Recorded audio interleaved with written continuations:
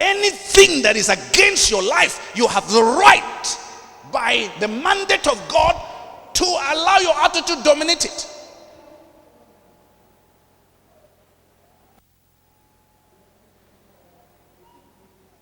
Is the children of the Most High God walking as if the world has collapsed on their heads.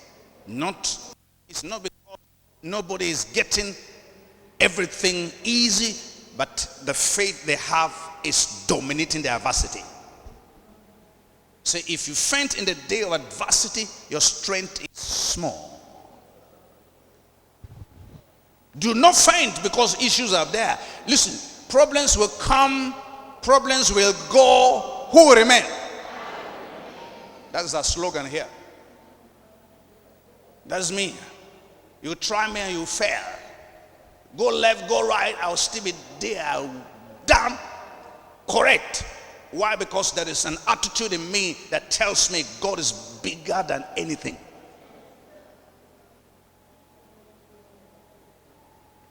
There are enough things that will make me fold my hands and say, I tire.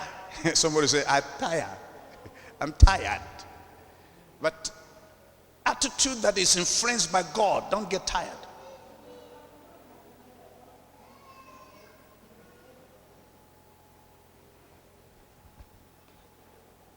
I said something on Sunday and I want to repeat it. Very soon I will close. Prayer and fasting will not cast the demons of poverty away.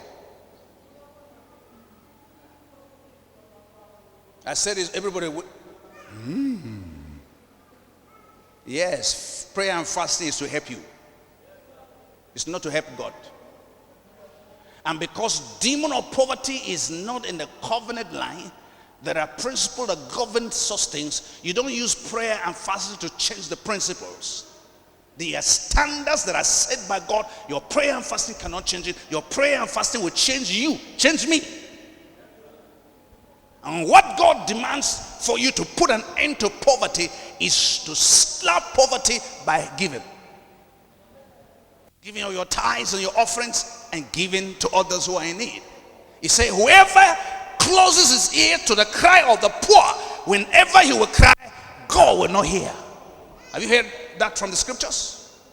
So if you are helper, you are poor when your money is only for you and your mouth and your family. You are rich only when what you eat is not only within your family, it can reach the next person. That is when you are rich. So when people are carrying themselves rich because of the kind of car they drive, the kind of house they live inside, the kind of clothes they wear, I pity you because you are a poor person. Because if your money is only for your mouth, cannot feed another person, you are a poor person.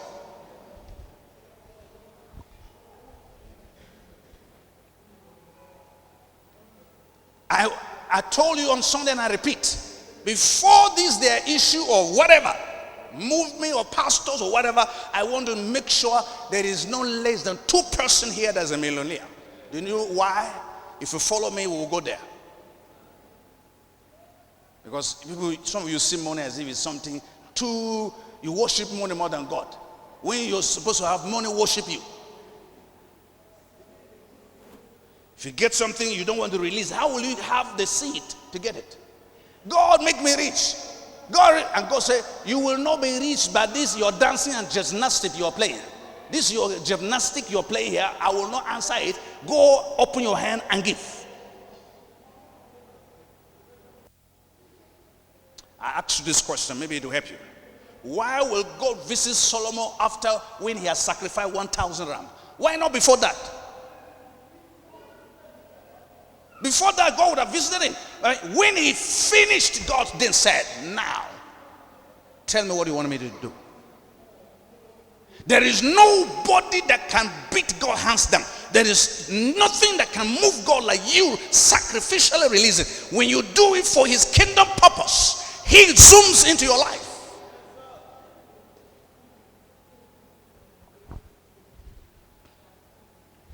I keep asking some people, do you want to be rich? They say yes. So how much seed are you sowing for you to harvest? Nothing.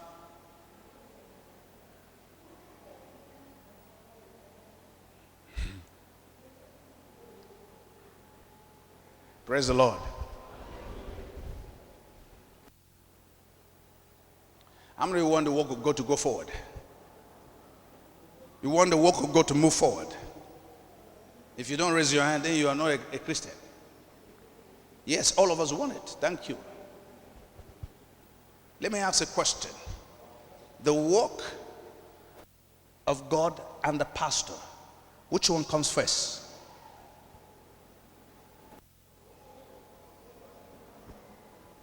Let them answer that.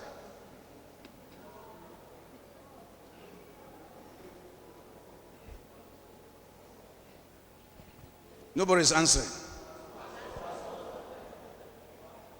Some say work, some say pastor. You know, when I was growing up as a young person, I used to see how the deacons and the elders will always say, this thing here is for the work of God. The back of maize, work of God. Granite, work of God. Orange, work of God. Mango, work of God. Cashew, work of God. They will sell everything, work of God. And the man who is doing the work is doing the work of the devil.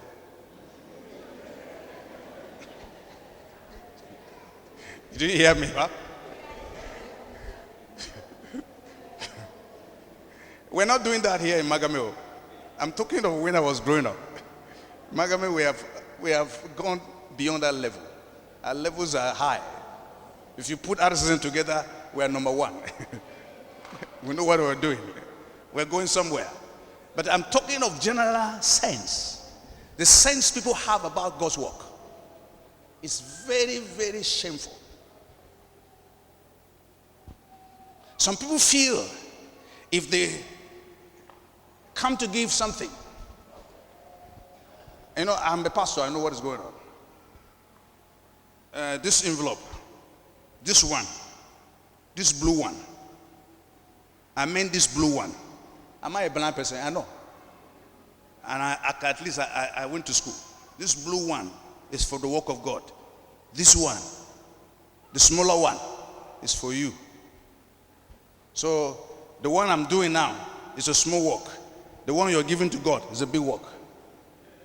Some of you are not understanding me. You're not getting the point I'm trying to raise. If you think I'm looking for your money, just waste your time. Because I'm teaching you these things because the day I'm no more here, whoever will come to enjoy better than me. The truth is this. It's never a sin for you to give what you think you're giving to the work of God for that man that is doing the work. It's not a sin. Jesus says something, and I want to let you. It's all about attitude. That's why I'm bringing this. Otherwise, you will never hear me say it. It's attitude I'm bringing it. They came to Jesus portraying the same attitude. He said, the woman decided in her house, this oil, alabaster oil, this perfume I'm bringing, I will pour it at the feet of Jesus to anoint him. Nobody told her. Nobody took decision with her. It was our relationship with God that brought about that decision. So she took the expensive perfume, came, poured it on the feet of Jesus. The aroma, do you say aroma now or the perfume? The fragrance of the scents covered everywhere. Hey, the disciples say, Kai, this woman must be a fool. She should have sold these things and the money used for what? Give to the poor. That is the work of God. So the woman is a foolish woman for doing what she was doing for Jesus. And Jesus said, you will always have the poor with you, but me, you will never have me. One day you won't see me here. That's what Jesus said. But the poor, you will have them, because till Jesus returns, till I go and come back, the poor will be there. But me, this is the last time you will see me. When the work is over, you won't see me again. Why the woman has done this is the best thing. Your attitude is what is blocking you. This woman, her story will be told all over the world. Are we hearing her story today? Listen to me. Attitude is a bad thing. I keep saying to many places where I'm called to preach during pastors' ordinations and other things, I said, listen to me. You stand to gain nothing if you have a bad attitude. Who make the man standing before you? It's not because he's far better. It's because God assigned him to do the job. If God assigned him, anything you do to him, you're doing to God. If today you give me 9 million or 20 million or 20 billion, would that change anything in me? It won't change. Instead, it is you that you're doing it for God's sake, that God releases his blessing. I cannot even block you. God will do it. And people say, let's do the work of God. Anything that has to do with the servants of God that are assigned to you, no. I've broken that kind of thing in this place. But I've suffered it before. Attitude. And you know, generally, some of us have this attitude that we don't want our brother to be ahead of us, our sisters to be ahead of us. In life, whether you like it or not, somebody must be ahead of you. Even your child that you gave birth to will come and pass you. I pass my father now. My father has never driven a car, but I'm driving a car. Will she be annoyed and say, look at me here, I'm your father, I didn't drive a car, why are you He would die before his time. Because that is not the way God made it. God made him in the way that he should bring me so that I can bring glory back to his house there.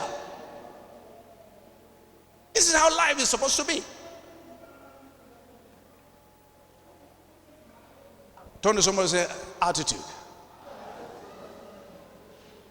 Are you getting anything at all?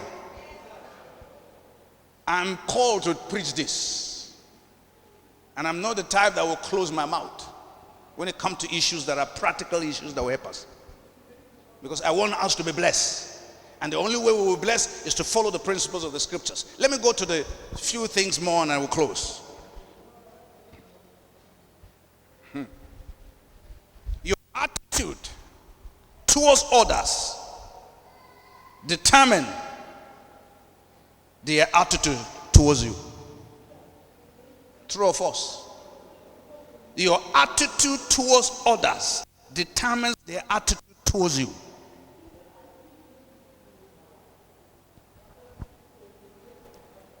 And people don't know. Say, I don't know why everybody hates me. People don't like me. How many people do you like? Yes, it's a question. It's a very simple issue. How many people do you like? Yes, it's not everybody in the world that will love you and like you. But do your best to like and love people. Those who don't like you, because even if you kill yourself for some people, they will not like you. Because the way God made you, they don't like it. Is it true?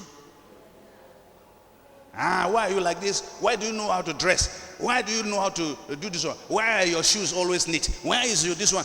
This small thing will create some jealousies in the hearts of people. But make sure your attitude towards others is as good as you expect them to have towards you.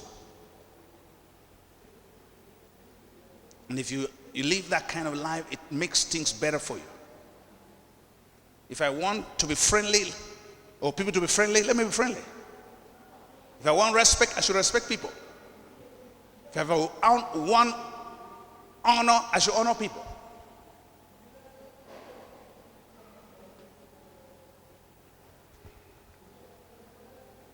What is your attitude towards your mates, housemate, security, driver, the rest of them? What is the attitude you have? I told you a story of one of those, the early commissioners in the state here, who was appointed commissioner, and then I would say the attitude of the person, I won't tell you whether it's a man or woman, it's a terrible one. So the driver took the person to zinc. The attitude was too much. Shout here, shout here. Meanwhile, the person doesn't know how to drive. It's the driver that is doing his best. The thing was too much. He came to one place, pulled to the side, to the shoulder of the road as if he was going to ease himself. He said, what is going on? I said, Madam, wait. Pull the car, remove the key, place it on top of the car and say, Madam, you can take care of yourself. I'm sorry, I'm not driving again. I'm tired. You leave me in this bush? He said, are you not lucky that I left you here? You can call anybody to come and do it. and joined commercial vehicle and left. Attitude. Do you know that your attitude towards driver can kill you before time? Because there are some who are demons. When demons enter their area, they can do anything. I'm not saying you should not be the right person doing the right thing, but most times, what is their own, give them. You know, drivers are very serious. This, there are 2 naira, 3 naira. If you're with tepshi, let me use the word for you. How do I say that one in English? And about tepshi? Tepshi kini nawa. You're held back. That is not even a good English, the way I explain it.